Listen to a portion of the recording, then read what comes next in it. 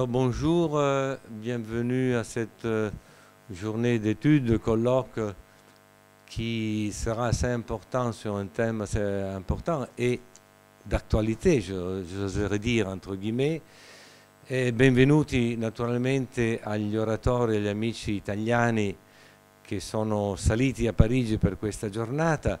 Le colloque d'aujourd'hui sera en langue italienne et en langue française, comme dans tous les colloques où chacun se sent confiant de parler dans la langue qu'il veut.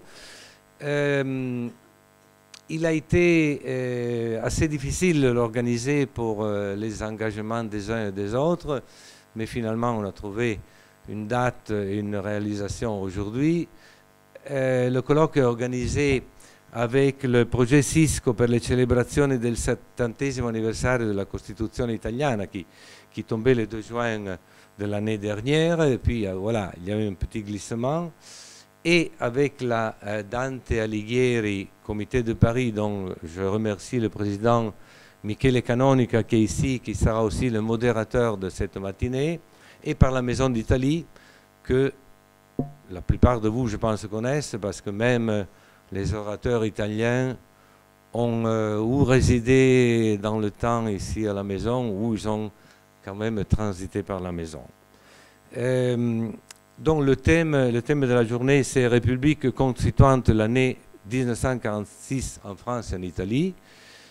C'est une année qui a été très importante, en effet, pour l'Italie, mais pour la France aussi. Et ça a été un tournant, au moins pour ceux que je connais de l'Italie, je connais moins le côté français. C'était un tournant important où des décisions assez, finalement, vu les temps d'aujourd'hui, assez rapides ont été prises, car la Constitution italienne a été mise dans le temps, parfois en doute ou en question, mais finalement, heureusement qu'elle a résisté et qu'elle est encore aujourd'hui un point de repère pour des eaux agitées. Alors avant de commencer le colloque, malheureusement il faudra qu'on termine à 13h pile, car on aura autrement des problèmes avec notre cantine. On va manger ici à côté aujourd'hui. Tout le monde et naturellement peut venir avec nous. Les orateurs seront invités par l'organisation. Les autres personnes devront payer le repas s'ils veulent naturellement venir avec nous. Mais donc avant de commencer le colloque, je demanderai au professeur Maurizio Ridolfi, qui est un co-organisateur, un organisateur important de la journée, de dire 2 paroles peut-être sur le projet Cisco et sur le 2 juin. Donc je l'invite. Sì, grazie, merci e buongiorno a tutti.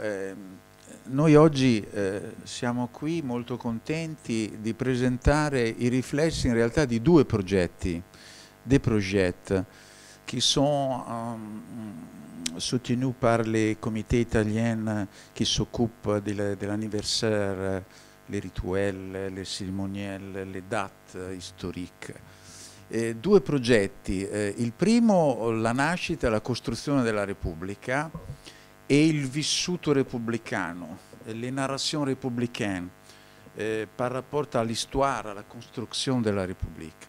L'altro progetto, la Costituente, i Costituenti, coordinato dall'amico che è qui Francesco Bonini, quindi 2 progetti sostenuti dal Comitato Nazionale per i Grandi Anniversari e promossi dalla società che in Italia raccoglie gli storici dell'età contemporanea, la SISCO, la Società Italiana per lo Studio della Storia Contemporanea.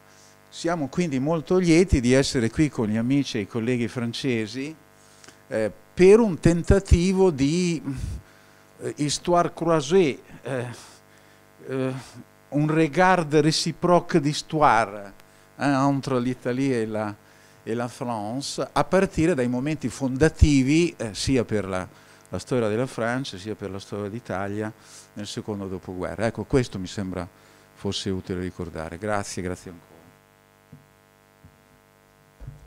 Alors, Michele Canonica, en tant que aussi co-organisateur, va dire 2 mots au commencement et ensuite le colloque peut commencer. Et encore, merci à tout le monde pour cette journée de travail.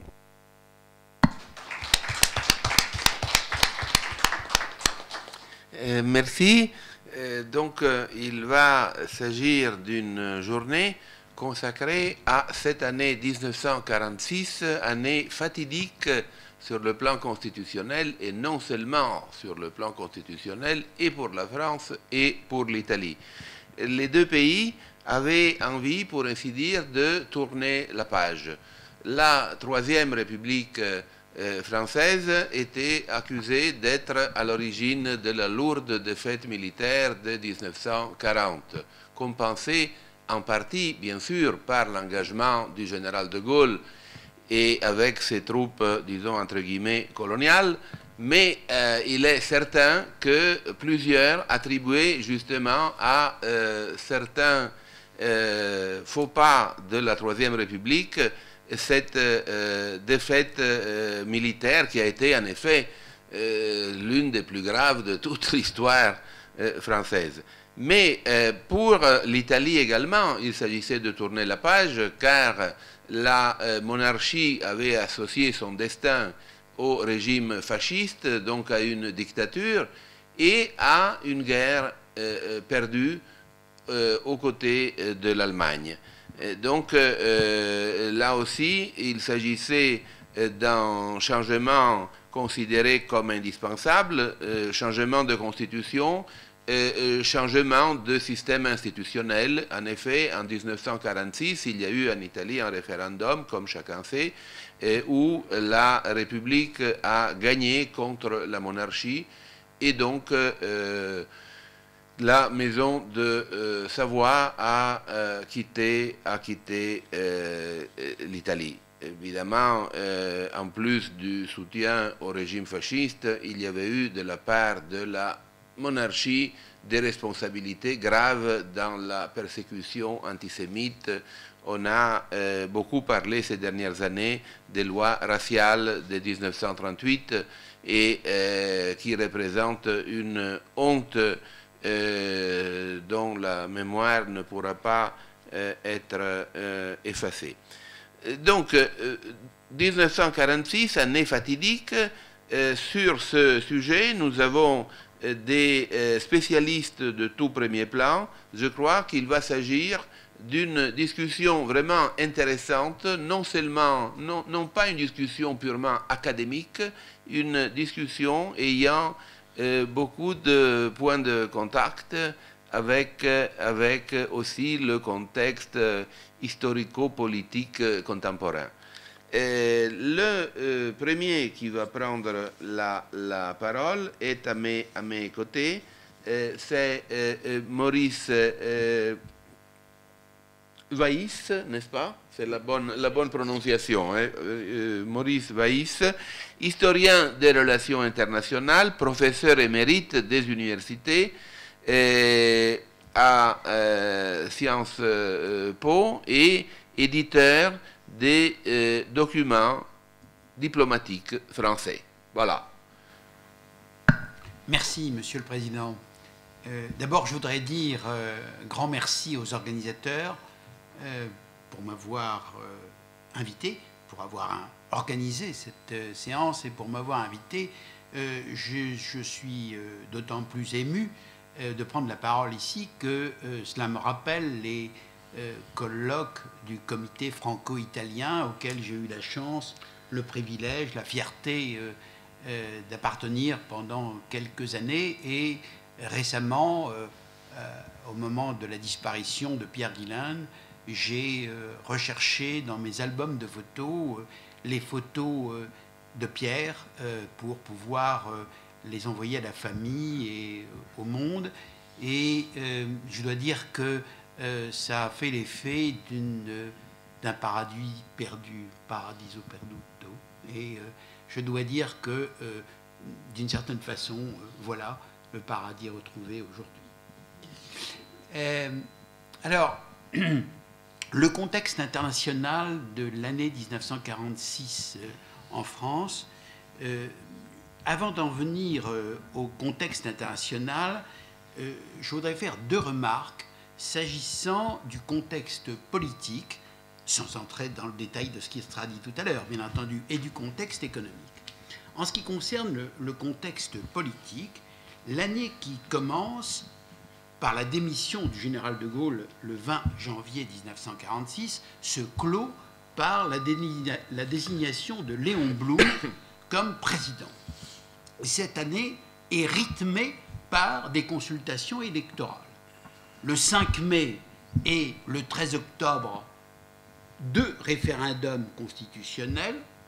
Le 2 juin, élection pour une constituante. Et le 5 novembre, élection législative.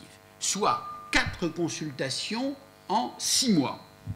Et le plus étonnant, c'est qu'à la dernière consultation, le nombre d'abstentions a été moins élevé que pendant les précédentes. À plusieurs reprises, et ce n'est pas une surprise, ces décisions politiques, ces consultations politiques font qu'il y a subordination des décisions politiques et des décisions de politique internationale aux aléas électoraux.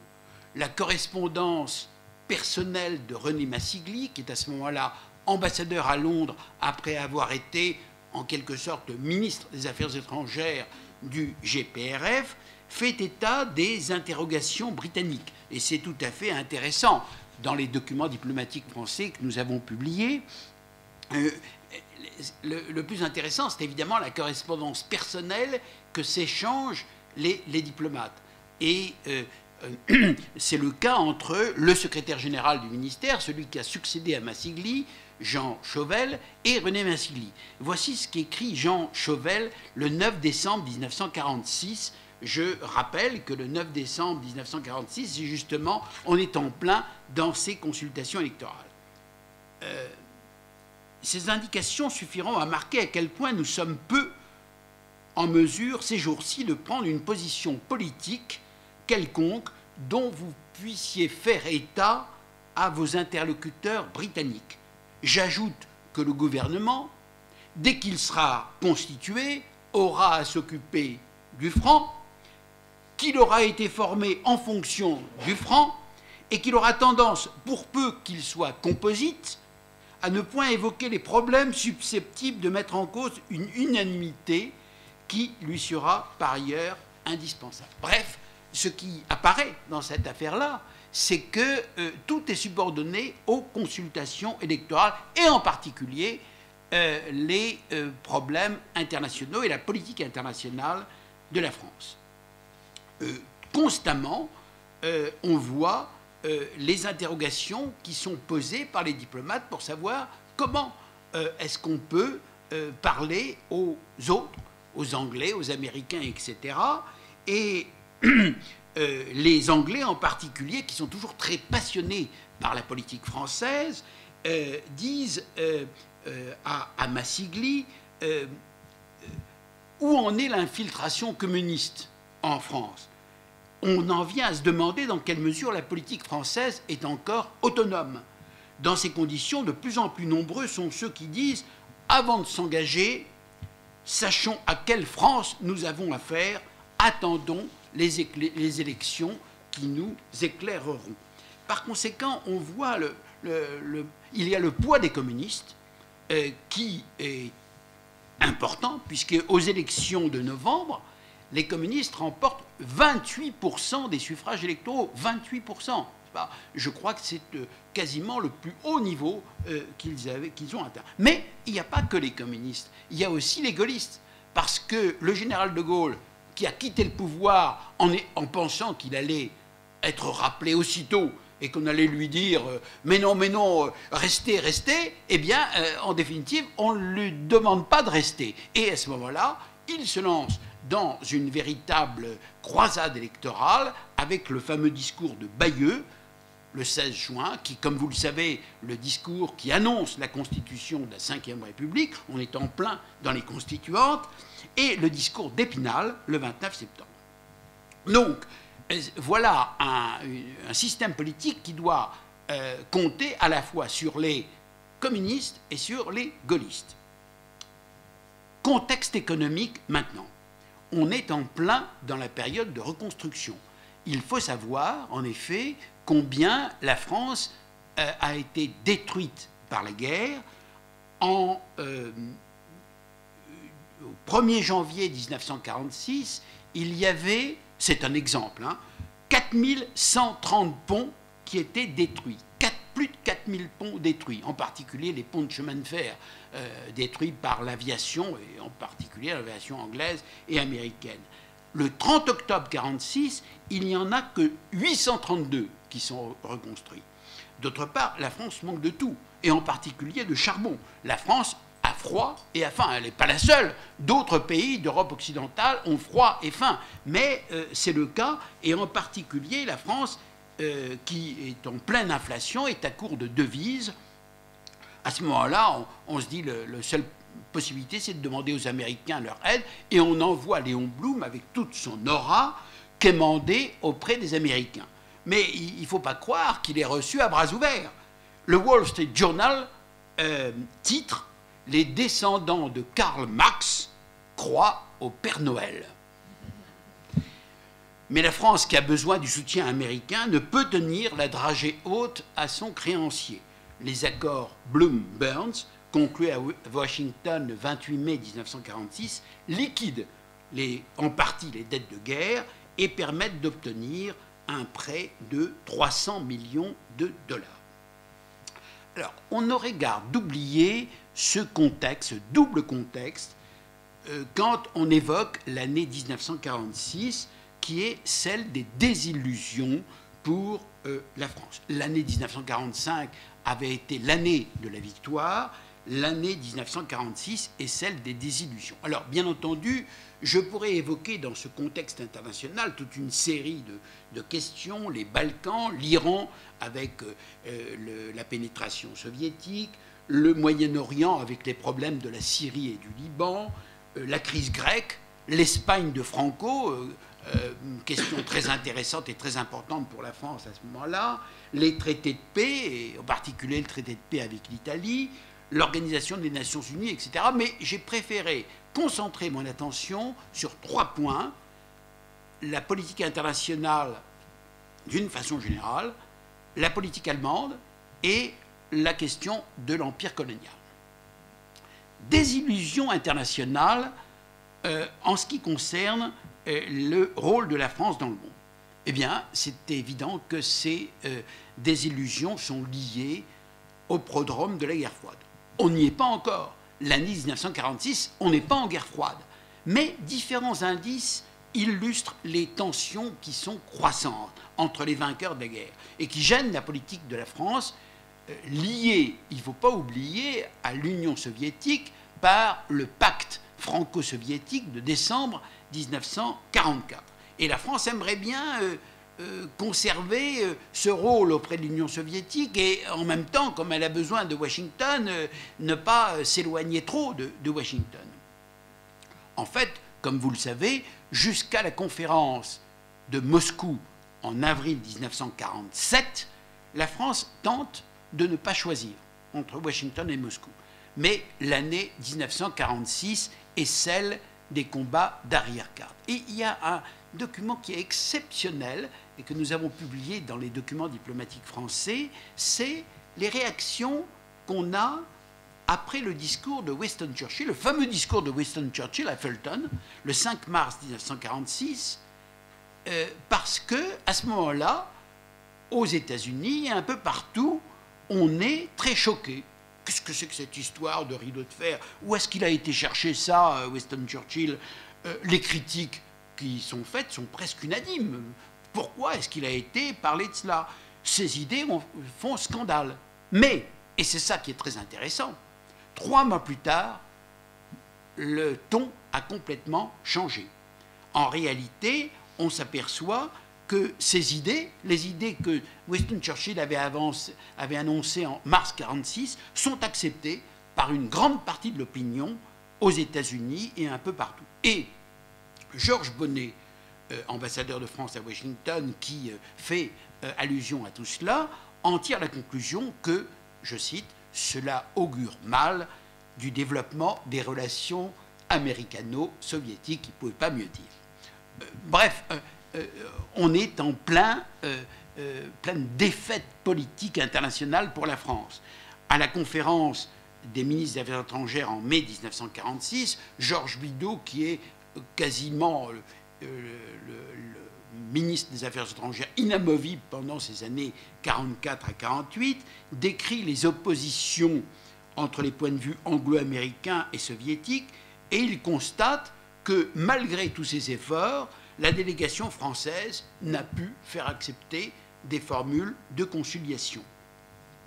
De Moscou, le général Catroux, qui est ambassadeur de France à Moscou, tire de ses entretiens avec les responsables soviétiques que les chances d'un accord sont médiocres.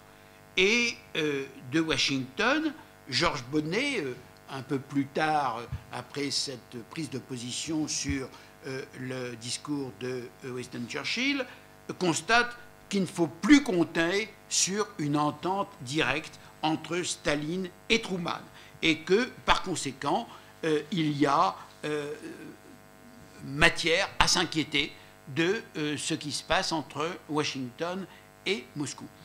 Le document le plus éloquent est peut-être le télégramme de Georges Bonnet, qui fait allusion aux déclarations du général Clay. Le général Clay, comme vous le savez, est le commandant américain en Allemagne, en particulier dans la zone américaine, et qui a un rôle énorme à ce moment-là. Et le général Clay met carrément l'Union soviétique au pied du mur en l'obligeant à choisir entre deux camps, ou l'application des accords de Potsdam, ou la séparation de l'Allemagne en deux moitiés séparées, comme on voit que c'est en train de se faire. Et par conséquent, Georges Bonnet est très pessimiste en disant l'espoir de notre pays de redevenir une grande puissance est compromis. Si l'on accepte le désaccord, c'est la marche, et je cite, c'est la marche vers une nouvelle guerre. Il en conclut que le rôle de la France sera d'arriver à la conférence des ministres des Affaires étrangères avec un programme de conciliation. C'est une illusion de vouloir servir d'intermédiaire et de maintenir une égale distance. En fait, c'est impossible. Et alors, il y a un domaine où cette confrontation américano-soviétique éclate. C'est le domaine atomique. C'est le domaine où la Commission de l'énergie atomique est réunie et où est proposé le fameux plan Baruch. Vous savez, les Américains, qui ont le monopole de l'arme atomique, puisqu'ils ont pu la mettre au point et la lancer sur Hiroshima et Nagasaki, décident de faire une proposition extraordinaire de mise en commun des ressources, etc. Bien. Et en réalité, Gromyko, qui est déjà le quasi inamovible ministre des Affaires étrangères soviétique, oppose une fin de non-recevoir. Pas question de cette mise en commun, c'est tout à fait impossible. Et par conséquent, dans cette affaire-là, la France qui essaye, le texte par lequel le représentant français, Parodi, à la Commission de l'énergie atomique de l'ONU explique ça, est extraordinaire parce qu'il dit mais en fait impossible d'arriver à un compromis, toutes les possibilités d'entente sont épuisées et par conséquent on va très rapidement vers un monde séparé en deux camps. Et pour bien montrer que ce sentiment est universel, Maurice Dejean, ambassadeur français à Prague, va rendre visite à Beneš en plein été, et les deux hommes se congratulent et échangent des condoléances sur la situation internationale. Le président tchèque constate l'existence de deux blocs qui placent la Tchécoslovaquie dans une situation très difficile. L'ambassadeur français lui dit, mais oui, là, le gouvernement français est également très préoccupé de l'antagonisme croissant. Et on voit d'ailleurs que du côté des soviétiques, les soviétiques se mettent à reprocher à la France de prendre parti pour Washington et reprochent à la France de ne pas soutenir suffisamment le point de vue soviétique. Comment vous avez signé le pacte franco-soviétique et vous ne nous soutenez pas? Bref, jouer l'intermédiaire entre les deux camps apparaît comme une illusion, d'autant plus que sur la question de la politique étrangère la plus importante pour la France, la politique allemande, la question allemande, la diplomatie française doit peu à peu abandonner toutes ses prétentions. La politique allemande est aussi une série de désillusions tout au long de l'année 1946, qui va voir la France abandonner toutes ses illusions en matière de politique allemande. Les principes fondamentaux de la politique étrangère française en ce qui concerne l'Allemagne avaient été définis dès 1945 par le général de Gaulle et sont restés quelque sorte une espèce de loi, de testament que les ministres successifs ont appliqué. Il faut que l'Allemagne soit divisée. Il faut substituer à l'Ancien Reich une multitude de petits États. Il faut que la Ruhr soit internationalisée. Il faut que la Sarre soit rattachée économiquement et même plus éventuellement à la France. Et en 1946, de nouveau, la diplomatie française met en avant un mémorandum qui est articulé entre les préoccupations de sécurité et les objectifs d'avenir. Je l'ai dit, l'objectif essentiel, c'est d'éviter de la reconstitution d'un État centralisé, d'un État unique allemand, qui serait, selon la France, dominé inévitablement par une Prusse militaire.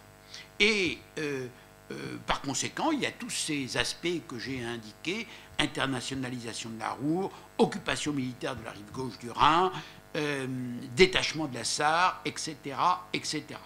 C'est la ligne officielle, c'est la politique officielle à laquelle se réfèrent tous les ministres, tous les diplomates français, et en particulier Georges Bidault. Et à plusieurs reprises, d'ailleurs, Georges Bidault explique que même s'il le souhaitait, il ne pourrait pas en changer en période électorale. Et j'ai expliqué combien l'année 1946 était précisément une année très électorale. Le pire dans cette affaire, c'est que Georges Bidault, mais pas seulement Georges Bidault, plusieurs diplomates de haut rang, Massigli, Chauvel et d'autres, se rendent parfaitement compte que la reconstitution à bref délai de l'unité allemande est inéluctable. C'est-à-dire que la thèse française est contrebattue par tous les autres. Et cependant, on veut absolument maintenir publiquement la thèse française.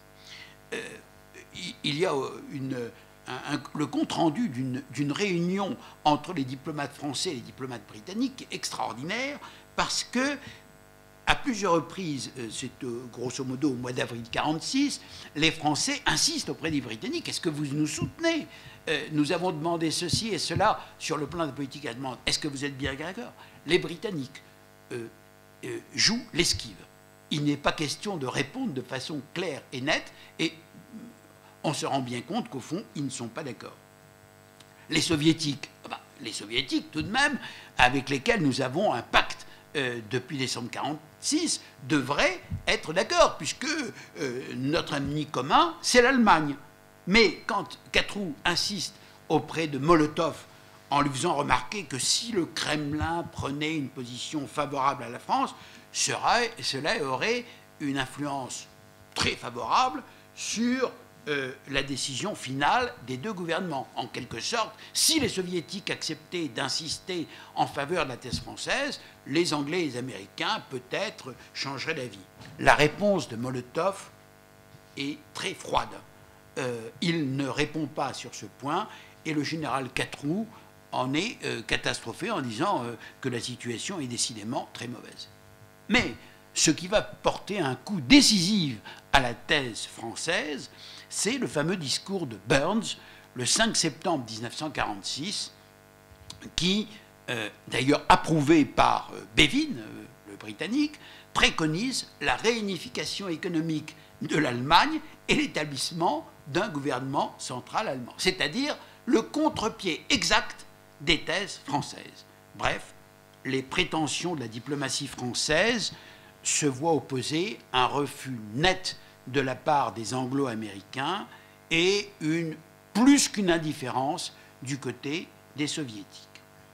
C'est au point que, et c'est très intéressant de voir cela, mais seules les archives peuvent apporter ce genre de nuances à la thèse officielle, c'est au point que certains Français s'en inquiètent. Et on voit dans les archives, dans les documents que certains Français préconisent de faire preuve de réalisme et d'abandonner les objectifs de la politique officielle de la France.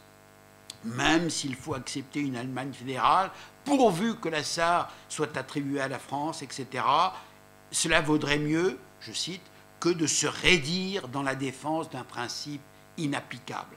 Comme on le sait, cette position est loin d'être la politique officielle. Autre prise de position, un peu après, il faut adapter nos revendications à l'idée d'une Allemagne fédérale, c'est-à-dire d'une Allemagne réunifiée, c'est-à-dire exactement le contraire de ce qu'on soutenait jusqu'à ce moment-là. Et comme vous le savez, lors de la réunion du Conseil des ministres des Affaires étrangères, en juillet, Molotov fait connaître une position catégorique en faveur du maintien de l'unité germanique, c'est-à-dire que la position française est contrebattue par tous les autres. Massigli, le 16 septembre 1946, écrit à Chauvel un mot en disant « Plus que jamais, je suis convaincu que nous n'avons rien à gagner à nous cramponner à notre thèse initiale. » Et je passe à la dernière désillusion, c'est la désillusion en matière coloniale, concernant l'empire colonial français, et singulièrement concernant l'Indochine. En 1946, la reconquête française est loin d'être achevée, mais la France n'a qu'une idée, c'est de maintenir sa tutelle sur l'Indochine, conserver le contrôle de l'Indochine. Au terme d'un accord signé le 6 mars 1946, la France reconnaît le gouvernement de la République démocratique de Vietnam. Par conséquent, on a l'impression qu'on va vers la reconnaissance d'une certaine indépendance du Vietnam, dirigée par Ho Chi Minh. Mais le 1er juin 1946, l'amiral d'Argentlieu institue la République de Cochinchine, qui contrevient aux accords du 6 mars. Les négociations qui ont lieu à Dalat puis à Fontainebleau n'aboutissent à aucun accord. Ho Chi Minh entend faire admettre l'unité des trois Qui. Les trois Qui, c'est les trois parties de l'Indochine, le Tonkin, la Nam et la Cochinchine, c'est-à-dire l'unité de l'Indochine dans l'indépendance. On lui répond Union française. Les incidents se multiplient au Tonkin, la tension est de plus en plus vive entre militaires français et vietnamiens, et Pierre Messmer commente, qui est à ce moment-là au commissaire, commente un document du colonel Le Pulloc en disant, en fait, Ho Chi Minh et Giap ont tous les deux pour but l'élimination totale des Français d'Indochine. Des troupes éclatent à Haiphong, la marine française bombarde la ville. La guerre éclate en réalité le 19 décembre, lorsque l'armée de Giap attaque les Français à Hanoï. De New York, le représentant français à l'ONU, Alexandre Parodi, câble le 20 décembre, pour nous, l'affaire la plus grave est l'affaire coloniale. Et là aussi, il faut bien le dire, qu'on est dans pleine désillusion. On avait mis au point, avec beaucoup de difficultés, cette espèce de monument de l'Union française qui est partie d'une vraie politique généreuse consistant en un projet d'émancipation. En réalité, c'est tout le contraire qui va se passer et c'est en effet quelque chose de grave qui va amener la France à une guerre qui va durer jusqu'en 1954. Bref, l'année 1946, qui voit la France dans le provisoire sur le plan de la politique intérieure, est une année d'illusions perdues, une année noire pour sa diplomatie.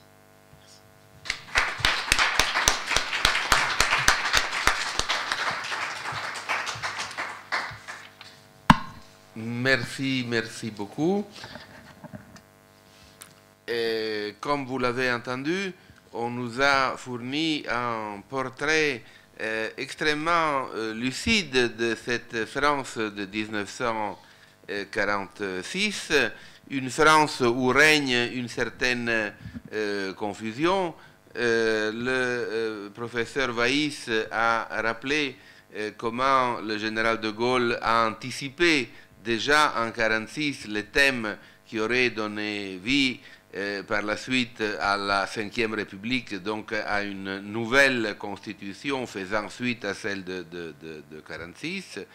Et d'ailleurs, il a rappelé que même si en 1945, la France était considérée, bien entendu, et à juste titre, parmi les vainqueurs de la Deuxième Guerre mondiale, finalement, les dégâts occasionnés par la guerre étaient surtout des ponts détruits par l'aviation anglaise et américaine, donc par les alliés. Donc cela voulait dire que pendant toute la durée de la guerre, au fait, la France était considérée comme faisant partie, militairement parlant, du territoire allemand. Et donc, situation vraiment de confusion, situation difficile à maîtriser.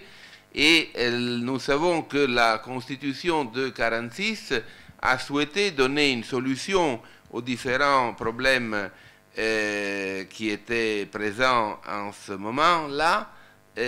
Mais disons qu'il s'est agi d'une solution qui n'était pas forcément acceptée par tout le monde, et nous savons que finalement cette constitution de 1946 a connu une vie relativement courte. Mais alors là, je passe bien sûr la parole au professeur Antonio Varsori, lequel est historien des relations internationales, professeur à l'université de Padova et éditeur des documents diplomatiques italiens. Je rappelle, comme l'a déjà dit le directeur de la maison, Roberto Giacone, que nous devons impérativement quitter cette salle, terminer cette première phase de nos travaux pour 13 heures.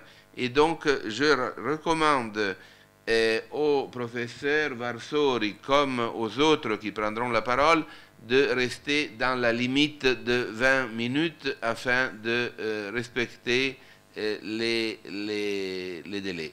Voilà. Et bien sûr, on va alterner l'italien et le français. Donc, au cours de cette journée, on va utiliser les deux langues. Grazie, e naturalmente voglio ringraziare anch'io gli organizzatori del convegno, la Maison de l'Italie, la Società Dante Alighieri e la Cisco. E a questo proposito mi fa molto piacere prendere parte a questa iniziativa, devo dire, è la terza della Sisco a cui faccio parte nell'ambito delle celebrazioni del 1946 e come Presidente della Società Italiana di Storia Internazionale mi fa particolarmente piacere perché è la dimostrazione di una cooperazione tra le società storiche italiane che mi sembra di grande importanza e di grande rilievo. Cercherò di restare nei 20 minuti previsti, cosa non semplice, ma invito il Presidente a togliermi la parola se vado oltre i termini indicati.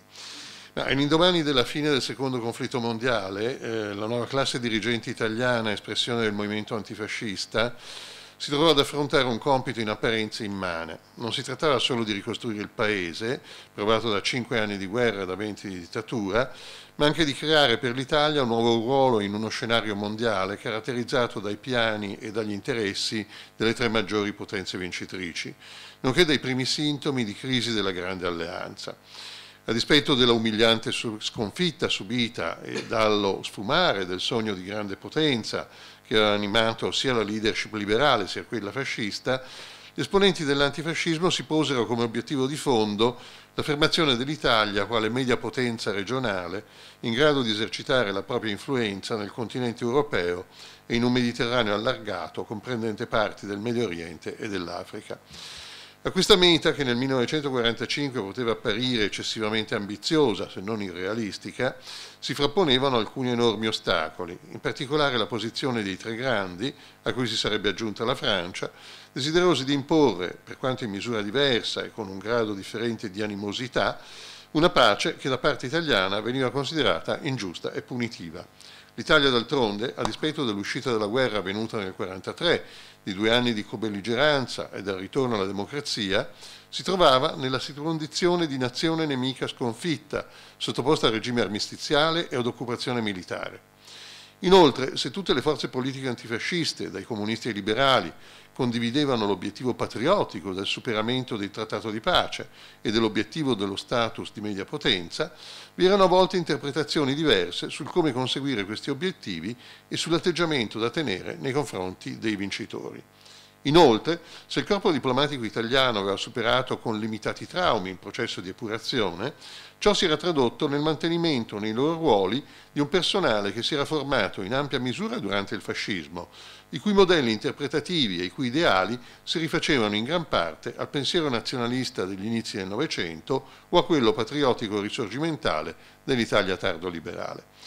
Tra il 1944 e il 1945 i primi governi antifascisti, per porre parziale rimedio a questa situazione e al fine di conseguire una patente di credibilità democratica, avevano provveduto a inserire all'interno della carriera diplomatica con il ruolo di ambasciatore, in realtà di rappresentante diplomatico, fino al trattato di pace, quindi non esattamente di ambasciatore, una serie di esponenti dell'antifascismo, per cui spiccavano il liberale Niccolò Carandini a Londra, l'azionista Alberto Tarchiani a Washington, il socialista Saragat a Parigi, il cattolico Tommaso Gallarati Scotti a Madrid, il comunista Reale a Varsavia, nonché dal gennaio del 1947 il liberale Manlio Brosio a Mosca, che avrebbe preso il posto del diplomatico di carriera Pietro Quaroni, destinato poi a Parigi in sostituzione di Saragat. In questa relazione l'attenzione non si concentrerà sul trattato di pace, sebbene il negoziato che si diplanò tra la conferenza di Potsdam dell'estate del 1945 e la firma del trattato del febbraio del 1947 rappresentasse l'oggetto quasi esclusivo dell'azione politica e diplomatica italiana in questo periodo, perché solo la soluzione del problema della pace avrebbe consentito l'avvio di una nuova e autonoma politica estera. L'attenzione si concentrerà al contrario su come la diplomazia italiana valutasse l'evoluzione dello scenario internazionale, perché solo la comprensione dei nuovi equilibri creati dalla guerra e il futuro rapporto fra i grandi avrebbero consentito di elaborare un nuovo ruolo internazionale per l'Italia, senza trascurare come i possibili mutamenti nelle relazioni fra le potenze occidentali e l'Unione Sovietica potessero riflettersi in maniera significativa, se non determinante, sulla situazione interna italiana, dove il governo di unità antifascista era in fondo lo specchio dello spirito e degli ideali che erano stati alla base della grande alleanza tra Washington, Londra e Mosca. Compresero i diplomatici italiani il logoramento del rapporto di collaborazione fra i tre grandi, riuscirono a percepire il nuovo ruolo che gli Stati Uniti avrebbero giocato nel mondo, furono in grado di prevedere il futuro scenario e il futuro scontro globale tra Est e Ovest? Queste sono le domande a cui cercherei di dare risposta. Conclusasi nel volgere di pochi mesi l'esperienza del governo del Vento del Nord, guidato da Parri, nel dicembre del 1945 veniva formato il primo gabinetto presieduto da Alcide De Gasperi, il quale manteneva anche la carica di ministro degli affari esteri. Nei mesi precedenti i tre grandi avevano cominciato a elaborare, attraverso le decisioni prese alla conferenza di Potsdam, le strutture che avrebbero dovuto condurre alla redazione dei trattati di pace, in particolare la conferenza dei ministri degli affari esteri. In quei mesi, sebbene le grandi potenze vincitrici apparissero ancora desiderose di creare un sistema internazionale sulla base di un comune accordo, si stavano manifestando alcune prime divergenze circa il futuro assetto post-bellico. Al di là delle diverse posizioni sui trattati di pace, Washington e Londra esprimevano preoccupazioni circa il rapido processo di sovietizzazione in corso nei paesi dell'Europa centro-orientale e a proposito dell'aspirazione di Mosca a mantenere la propria influenza sull'Iran. Era significativo come a esprimere valutazioni sull'evolvere della situazione internazionale fosse in questo periodo soprattutto l'ambasciatore a Mosca Pietro Quaroni. Ciò non solo per l'apparente capacità sovietica di mantenere l'iniziativa rispetto alla leadership americana e inglese da poco insediatasi con Truman e Attlee alla guida dei rispettivi governi, ma anche perché, essendo Quaroni un diplomatico di carriera, oltre che per il suo carattere notoriamente franco ed esplicito, egli si sentiva in grado di far sentire la propria voce in maniera aperta, a differenza di ambasciatori politici quali Tarchiani, Carandini e Saragat, le cui opinioni avrebbero potuto avere ovvi riflessi sugli equilibri politici interni. In un lungo rapporto indirizzato il 13 dicembre del 1945 a De Gasperi, Quaroni prendeva in esame la politica perseguita dall'URSS. A suo giudizio, Stalin si muoveva in maniera dura e spregiudicata, sulla base di criteri di realpolitik. Quaroni spiegava in tal modo quanto stava accadendo in Europa centro-orientale. Quaroni vedeva in prospettiva un sistema internazionale dominato dagli Stati Uniti e dall'URSS, in cui paesi come l'Italia e la Francia, forse persino la Gran Bretagna, non avrebbero esercitato alcuna influenza. Egli aggiungeva, citazione, «Se la Russia e gli Stati Uniti riusciranno a trovare una formula di compromesso per regolare i loro rapporti reciproci, formula che non potrà essere altro che quella di un reciproco riconoscimento e rispetto delle rispettive zone di influenza nettamente delimitate, l'Europa occidentale sarà nella zona di influenza americana e questo non gli impedirà di vivere in pace e di dedicarsi ad aumentare, nei limiti del possibile, la loro prosperità ed il benessere dei suoi popoli, in attesa che una lenta ma probabilmente inevitabile evoluzione della Russia verso concezioni meno totalitarie permetta di ridurre, se non di eliminare, la muraglia cinese fra le due zone». Fine della citazione. Secondo Quaroni, in caso di un mancato compromesso, lo scontro fra Washington e Mosca si sarebbe spostato dall'Europa all'Asia e l'Europa occidentale avrebbe potuto giocare un qualche ruolo mantenendosi neutrale fra le due potenze.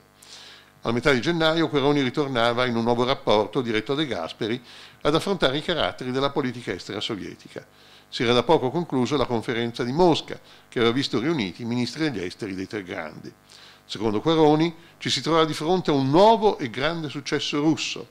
I russi hanno ceduto il 20, gli americani l'80.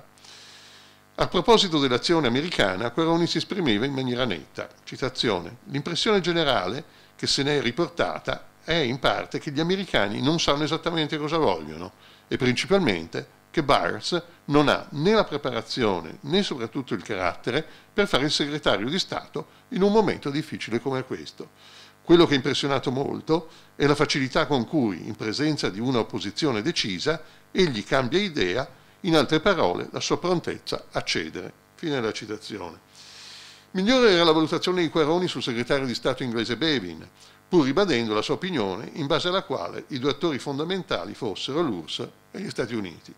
Egli inoltre non riteneva che l'incontro rappresentasse un vero progresso nella collaborazione fra i tre grandi, seppur confermando l'idea di una superiore capacità sovietica di trattare con gli anglo-americani. Quaroni concludeva: «La conferenza di Mosca non è dunque altro che uno di quei periodici momenti di distensione che da anni ormai succedono alle crisi. Le farà seguito un periodo di relativa euforia, più o meno lungo, a seconda delle circostanze. Poi si ricomincerà da capo e come sempre la prossima sarà ancora più acuta. Fine della citazione. Pochi giorni dopo era Giuseppe Saragat a intervenire in un rapporto riservatissimo inviato De Gasperi sulla situazione internazionale. Saragat partiva nelle sue argomentazioni da voci circolanti circa un possibile riavvicinamento franco-italiano e della nascita in Europa di un blocco occidentale. Ciò gli consentiva di elaborare una serie di considerazioni sugli obiettivi della politica estera sovietica, che Saragat interpretava alla luce della dottrina marxista-leninista, compiendo un'analisi dell'atteggiamento di Mosca negli anni tra le due guerre mondiali.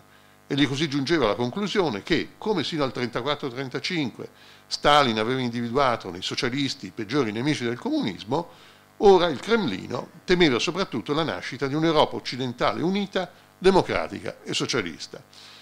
Saragat così sosteneva, citazione: la Russia si acconcia, perché non può fare diversamente, all'esistenza di una potentissima America che gli è tendenzialmente ostile, ma la Russia farà di tutto per impedire che si formi un'Europa occidentale legata da un minimo di organicità. E questo non tanto perché teme una collusione tra questo ipotetico blocco occidentale e l'America, ma perché avversa in sé, per ragioni ideologiche, il sorgere alle sue frontiere di una forza compatta organizzata in forme democratiche. Queste considerazioni spingevano Saragat a concludere con un accorato appello all'unione dei partiti socialisti democratici dell'Europa occidentale, perché solo la realizzazione di questo obiettivo avrebbe garantito la pace nel vecchio continente. L'evoluzione della situazione internazionale era comunque vista dai più influenti rappresentanti diplomatici italiani alla luce del futuro dell'Italia. In questa prospettiva il trattato di pace restava la questione centrale e i rapporti tra i grandi erano interpretati sulla base degli interessi italiani. Significativo in tal senso era un messaggio agli inizi di febbraio redatto da Carandini. Questi rilevava il netto peggioramento nelle relazioni fra Londra e Mosca, determinato dallo scontro sulla questione iraniana in sede di Nazioni Unite. Egli non mancava comunque di una nota ottimistica sulla funzione dell'ONU. Dell'intera vicenda Carandini traeva la conclusione che in vista del negoziato sul trattato di pace l'Italia avrebbe dovuto mantenersi neutrale e cercare di migliorare i rapporti sia con Londra sia con Mosca. Quanto all'ambasciatore a Washington Tarchiani, tenendo conto delle esigenze italiane in vista del trattato di pace, egli confermava l'opportunità per l'Italia di ottenere concessioni dall'URSS. Però non mancava di sottolineare come il peggioramento nei rapporti con Mosca non riguardasse solo la Gran Bretagna, ma fosse destinato con tutta probabilità a coinvolgere anche gli Stati Uniti. Se dunque da un lato la diplomazia italiana registrava una serie di gravi crepe nella Grande Alleanza, dall'altro sembrava ancora propensa a ritenere che fra i tre grandi vi fosse la tendenza a cercare dei compromessi. Mentre Stalin perseguiva una politica dura quanto coerente e apparentemente di successo, gli Stati Uniti si mostravano incerti e i loro propositi non seguivano spesso decisioni concrete. Quanto a Londra, il contrasto con Mosca era evidente, ma la Gran Bretagna si trovava in una posizione ormai debole, né si vedeva emergere una comune strategia fra le due potenze occidentali. Mentre si avvicinava all'avvio della conferenza dei ministri degli affari esteri di Stati Uniti, Gran Bretagna, Francia e Unione Sovietica sul trattato di pace, il 5 marzo a Fulton, in occasione del conferimento di una laurea honoris causa e di fronte a un pubblico in cui spiccava la presenza di Truman, Churchill teneva il discorso sulla cortina di ferro. Questa condanna della politica sovietica in Europa centro-orientale e l'appello alla creazione di un fronte comune anglo-americano non potevano non suscitare reazioni nei diplomatici italiani. Tarchiani si limitava a notare come il discorso del leader conservatore risultasse coerente con le ultime segnalate manifestazioni degli esponenti americani nei confronti della politica del Cremlino. Egli inoltre notava, pur non commentando, che la dichiarazione di Churchill fosse venuta dopo consultazioni dell'esponente inglese con Truman, Eisenhower, Barnes e Baruch. Quanto a Carandini, questo riteneva che il discorso di Fulton, nonché alcune prese di posizione di Barnes, rivelassero una tensione fra i tre grandi che va assumendo aspetti inquietanti. Egli registrava le critiche di ambienti laburisti per l'anticomunismo di queste dichiarazioni e restava dell'opinione che mentre Churchill puntava su una stretta alleanza con Washington, Bevin faceva affidamento sull'impero e sulle nazioni minori. Carandini concludeva che il discorso esprimeva L'antitesi dominante che turba oggi l'opinione pubblica anche americana, da una parte un sincero persistente desiderio di collaborazione con la Russia, sostenuto da uno sforzo per interpretarne le ragioni difensive, dall'altra i dubbi circa la volontà russa di collaborare e le crescenti dimostrazioni ostili di fronte alla politica di indulgenza che pare, anziché soddisfare le richieste russe, incoraggiarle verso un limite incompatibile con l'equilibrio di influenza cui Inghilterra e America non potranno rinunziare senza compromettere vitali interessi di prestigio. Bene, allora io mi avvio molto rapidamente alle conclusioni e faccio presente che in realtà vi sarebbero altre interessanti prese di posizioni da esaminare relative alle valutazioni espresse dai rappresentanti diplomatici italiani, soprattutto per ciò che concerne la posizione dei tre grandi e della Francia nei confronti della Germania. Un elemento abbastanza importante, come d'altronde è stato ricordato dal professor Weiss, è la dichiarazione di Barnes a Stoccarda del settembre del 1946, che viene vista dai diplomatici italiani come effettivamente un momento di un certo rilievo nel peggioramento dei rapporti tra i tre grandi e l'Unione, o meglio, tra gli due alleati occidentali e l'Unione Sovietica. Se dovessimo però fare una valutazione di carattere generale, noi troveremmo che le opinioni dei diplomatici italiani sono nel complesso sempre molto prudenti e molto caute, e non vi è la comprensione piena che ci si stia avvicinando a uno scontro di carattere globale tra Est e Ovest.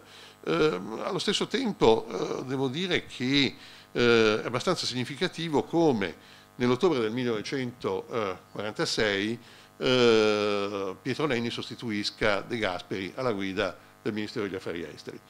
E Nenni punta tutto non solo sulla revisione del Trattato di pace, ma anche su una politica di dialogo con le grandi potenze occidentali, ma anche l'Unione Sovietica. L'idea di fondo della politica estera di Bevin, di Nenni, che dura in fondo giusto 3 mesi, è considerare la Gran Bretagna come il punto di riferimento fondamentale per la politica estera italiana, nella prospettiva errata che la Gran Bretagna possa rappresentare una sorta di leadership promotrice di una politica estera di terza forza rispetto agli Stati Uniti da una parte, all'Unione Sovietica dall'altra. Nella mia valutazione questo conduce i diplomatici italiani ad assumere un atteggiamento ancora più prudente nelle loro valutazioni e, devo dire, a cercare in fondo di scrivere ciò che è coerente con le opinioni del Ministro degli Esteri e quindi con lo stesso Nenni. Persino lo stesso Tarchiani, il quale, devo dire, sapeva benissimo che uno degli obiettivi di Nenni era stato quello di rimuoverlo dal posto di ambasciatore a Londra, senza riuscirvi, proprio perché naturalmente Nenni riteneva che Tarchiani fosse eccessivamente anticomunista e ostile all'Unione Sovietica. Devo dire, persino lo stesso Tarchiani fa delle valutazioni molto prudenti su quello che sta accadendo nell'ambito della politica estera americana. Vorrei ricordare che se i diplomatici italiani ritengono che la posizione americana sia incerta, sia debole, non abbia la capacità di elaborare una politica precisa, noi, naturalmente col senno di poi, sappiamo che nel febbraio del 1946 George Kennan ha inviato il suo famoso long telegram e da questo momento in avanti vi è all'interno dell'amministrazione americana un dibattito ben preciso che avrebbe condotto poi, come tutti sappiamo, alla dichiarazione Truman del marzo del 1947. Né dobbiamo trascurare che lo stesso Tarchiani è all'origine del viaggio di De Gasperi negli Stati Uniti del gennaio 1947, che alla fine dei conti è l'avvio della rottura tra le forze moderate guidate dalla Democrazia Cristiana e naturalmente il Partito Comunista e il Partito Socialista, il tutto quindi in una logica che ormai è pienamente quella della guerra fredda. Se posso concludere, direi che è ritornando agli interrogativi che mi ero posto all'inizio del mio contributo, io sosterrei che la diplomazia italiana parve seguire con attenzione il logoramento della Grande Alleanza, pur interpretando quanto stava avvenendo in maniera quasi esclusiva alla luce delle vicende del Trattato di pace. Non vi fu inoltre la capacità di prevedere uno scontro aperto fra l'Unione Sovietica e l'Occidente, per quanto alla fine del 1946 questa percezione ottimistica fu influenzata dal ministro degli esteri, cioè Nenni, a cui si doveva riferire, il quale non poteva ammettere la possibilità di uno scontro fra est e ovest, ma che lo avrebbe vissuto nel gennaio del 1947 proprio all'interno del suo stesso partito. Vi fu inoltre, con la parziale eccezione di Tarchiani, una sottovalutazione del futuro ruolo internazionale degli Stati Uniti, dovuto d'altronde all'esperienza del periodo successivo alla Prima Guerra Mondiale, che aveva visto il ritorno degli Stati Uniti su posizioni isolazioniste. Come ho detto, a smentire questa visione sarebbe stato sufficiente attendere solo qualche settimana con il discorso tenuto da Truman davanti al Congresso, in altri termini, con quella che sarebbe poi divenuta nota come la dottrina Truman. E vi ringrazio per l'attenzione.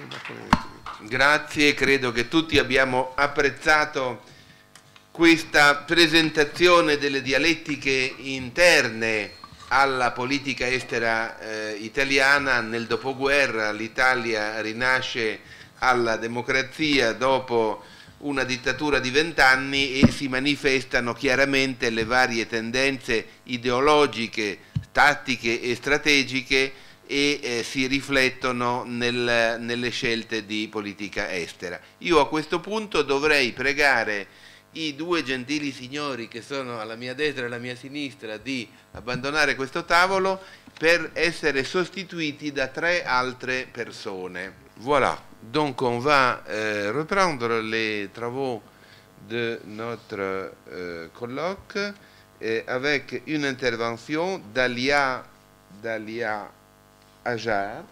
J'ai bien prononcé? Non. Faut prononcer comment? Aglan. Ah oui. Ah, mais alors là, c'est mal écrit. Ah, voilà. Donc, Alia Aglan. Aglan, oui. Je m'excuse. Qui est historienne de la résistance en Europe à l'Université Paris 1, Panthéon-Sorbonne. Voilà. Alors, j'ai intitulé l'intervention que je vais faire aujourd'hui, La République rêvée des résistants, mais j'aurais pu, après avoir écouté Maurice Weiss, l'appeler le temps des désillusions politiques, parce qu'il s'agit là aussi de désillusions.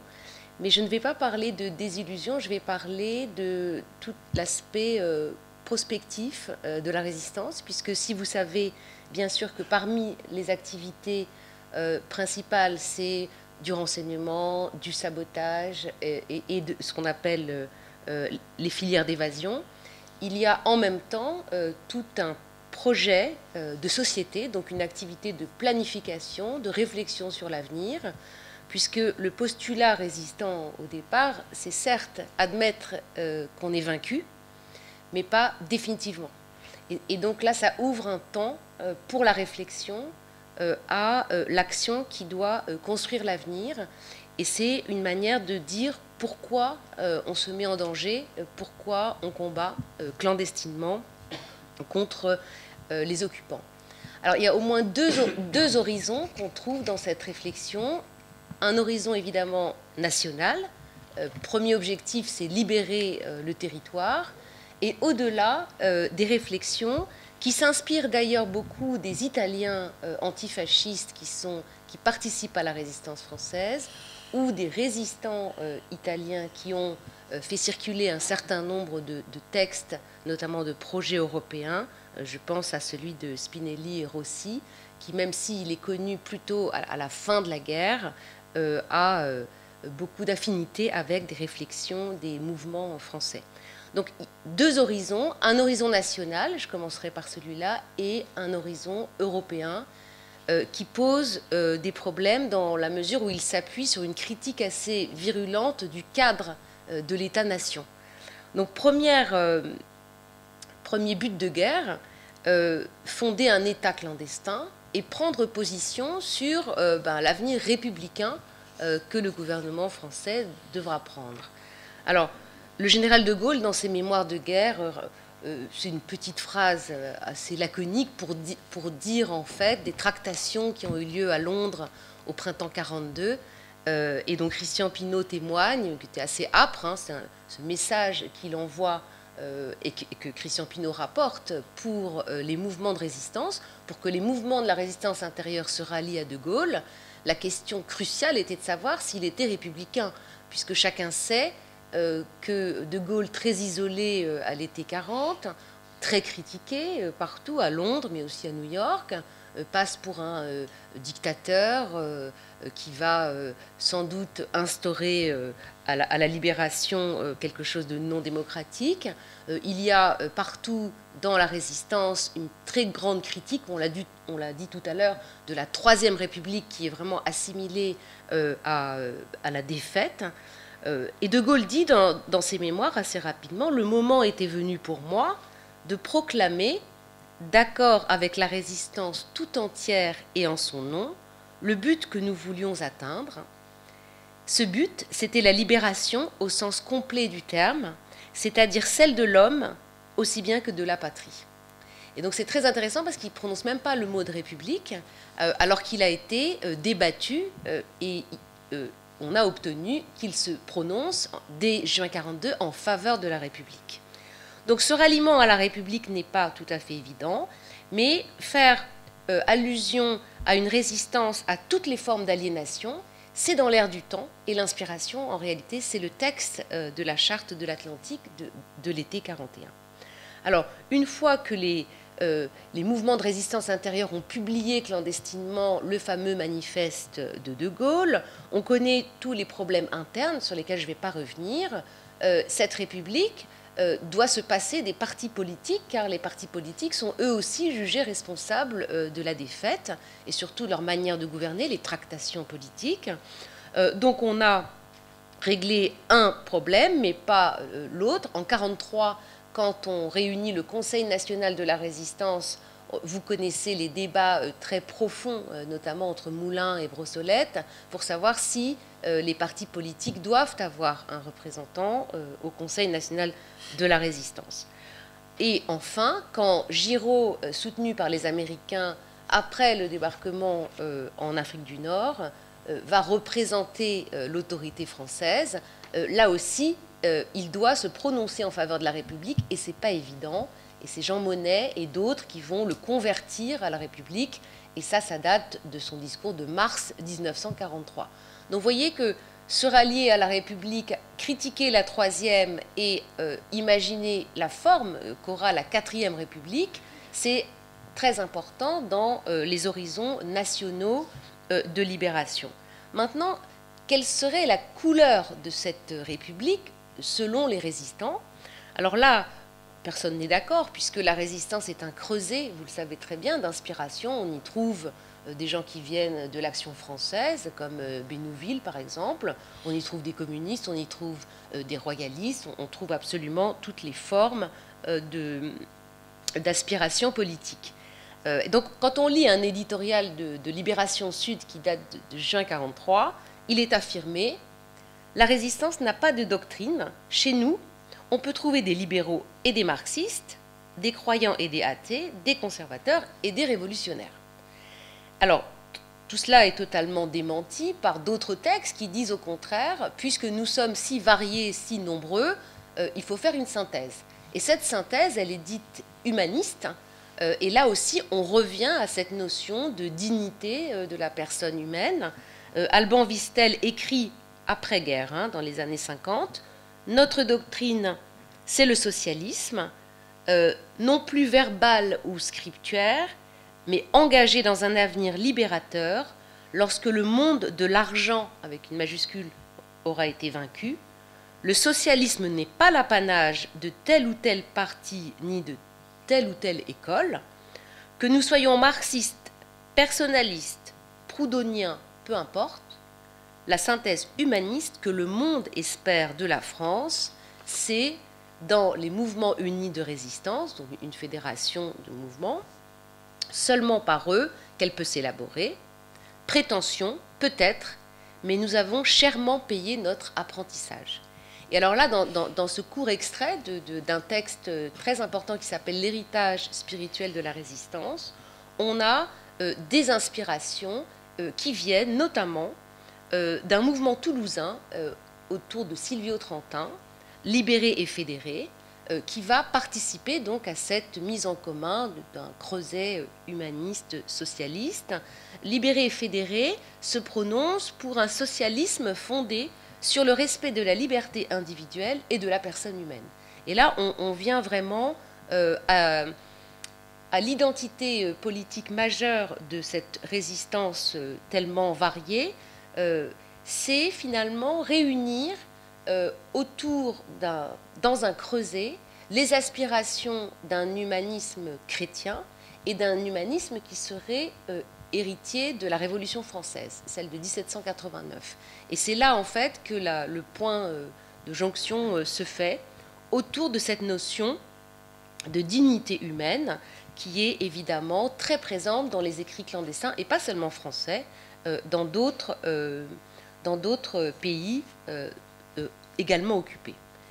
Alors, on a compris que maintenant on serait républicain, qu'on serait socialiste humaniste, mais la résistance, c'est une révolution.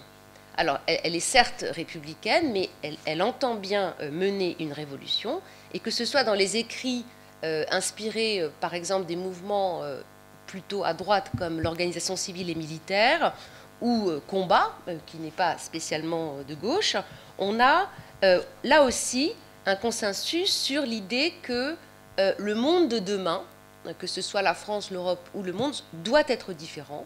Et donc on aspire à une révolution, une démocratie nouvelle, un édifice social et moral, là je cite, dans lequel chaque individu pourra vivre dans la dignité et dans la sécurité, où nul monopole ne pourra abuser des hommes ni dresser aucune barrière devant l'intérêt général. Donc ça, c'est la doctrine qui est résumée et que la France combattante va faire sienne dès l'été 1943. Alors, une révolution, d'accord, une révolution française. L'idée, c'est de finir la révolution française qui n'a pas été achevée, celle de 1789. Et là, on a beaucoup de textes qui définissent la révolution comme une libération totale de l'homme, donc de toutes les aliénations, de toutes les contraintes. Et évidemment, il y a un message majeur, c'est que cette République nouvelle doit assurer la justice sociale, et ça, c'est aussi au centre des préoccupations. Ça veut dire qu'une révolution politique ne peut pas s'abstraire d'une révolution économique. Et donc, c'est un ordre économique ancien qu'il faut achever par une deuxième révolution française. Alors, quatrième point, la critique majeure, c'est cet État-nation, est-ce que ça n'est pas un cadre purement et simplement périmé? Est-ce qu'il n'est pas, au-delà de la question républicaine, ce qui doit être remis en question pour ne pas sombrer dans l'autarcie et la guerre? Cet État-nation est déclaré dans beaucoup d'écrits clandestins comme un cadre périmé auquel on doit complètement substituer, grâce au gouvernement révolutionnaire dont la France se sera dotée, eh bien, il faut détruire l'État-nation et mettre en place une sorte de coopération fédérale, un ordre fédéraliste, alors qu'il soit d'inspiration proudhonienne ou d'une autre inspiration, parce que là, on n'est pas du tout fixé sur les cadres précis de cet ordre fédéraliste, mais évidemment, c'est ce qui est présenté comme la meilleure manière de libérer l'homme dans tous les sens du terme et de mettre en commun voilà, ce que les pays libérés pourront faire pour assurer la paix.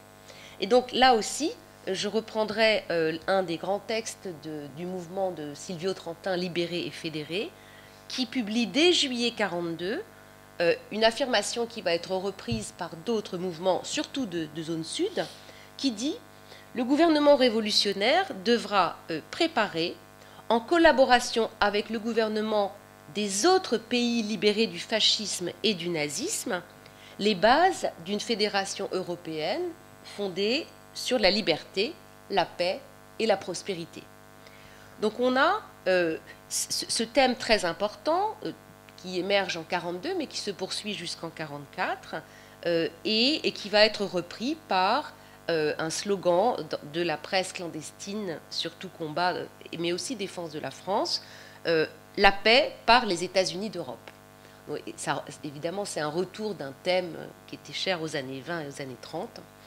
Alors, parmi les projets de constitution, il y en a pas mal, évidemment. Alors, projet de constitution de la 4e République, certes, mais il y en a un qui m'a intéressé plus particulièrement parce qu'il est rédigé par Silvio Trentin pour la France et pour l'Italie. Et l'idée, c'est de faire une constitution française avec un article 1 identique avec la constitution italienne. Et cet article 1 dit, donc dans le cadre de ces États-Unis d'Europe, la France est membre fondateur des États-Unis d'Europe. Elle est elle-même une république composée de 25 régions autonomes, dont chacune constitue à son tour un ordre fédéral. Et pour l'Italie, ça commence par « L'Italie est une république fédérale et comme telle proclame la dignité et le titre de membre fondateur de la République d'Europe ». Donc ça, c'était dans les papiers de Silvio Trentin. Donc vous voyez, finalement, le rôle assigné à la France dans ces projets européens, c'est que comme la France a guidé le monde avec la révolution, la première révolution française, eh bien, pour libérer et fédérer, c'est la France qui doit aussi prendre la tête de ce mouvement qui sera à l'origine d'une seconde révolution, mais cette fois-ci, elle ne sera pas seulement française, elle sera fédéraliste. C'est la révolution fédéraliste. Et donc, la France doit propager ce mouvement dans toute l'Europe, disent les écrits clandestins de libérer et fédérer. Donc, tout ça, évidemment, ne peut pas être mesuré dans des actes ou dans des pratiques, mais je voudrais rappeler ici que cette convergence franco-italienne, elle s'appuie aussi sur des accords frontaliers entre les résistances. Ça a été publié par Walter Liebgens dans ses documents. Et il faut rappeler aussi le rôle des soldats italiens dans la libération de la Corse en septembre 1943. Donc ça, ce sont des points de convergence. Donc cette résistance française se donne donc une mission universaliste qui doit s'inscrire dans la tradition d'une continuité historique. Alors, cette propagation de l'idée européenne, même si elle a donné énormément d'écrits, on ne peut pas tellement la mesurer en termes de poids politique, puisqu'évidemment, à la Libération, on a évidemment une reconstitution des partis politiques, et le projet européen s'efface complètement dans ces différents programmes des partis politiques. On va revenir à des mœurs politiques que pourtant les résistants auraient eu envie de rénover, parce que à travers tous leurs écrits, on voit une chose, c'est qu'ils se disent cette avant-garde, cette élite qui doit changer la manière de faire de la politique.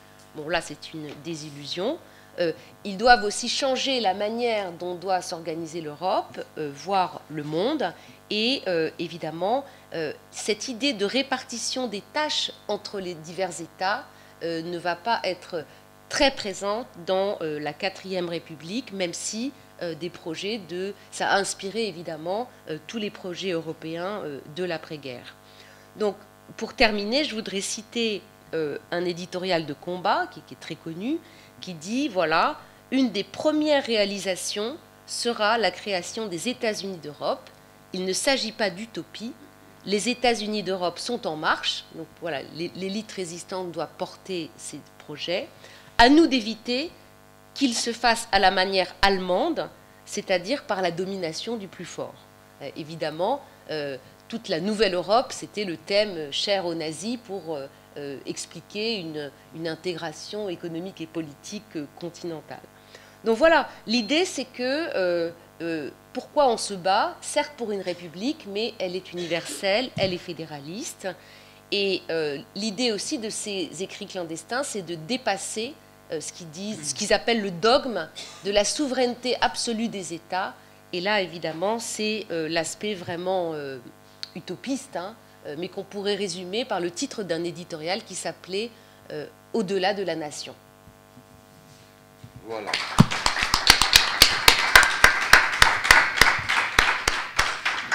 Donc, merci beaucoup à Lia Aglan.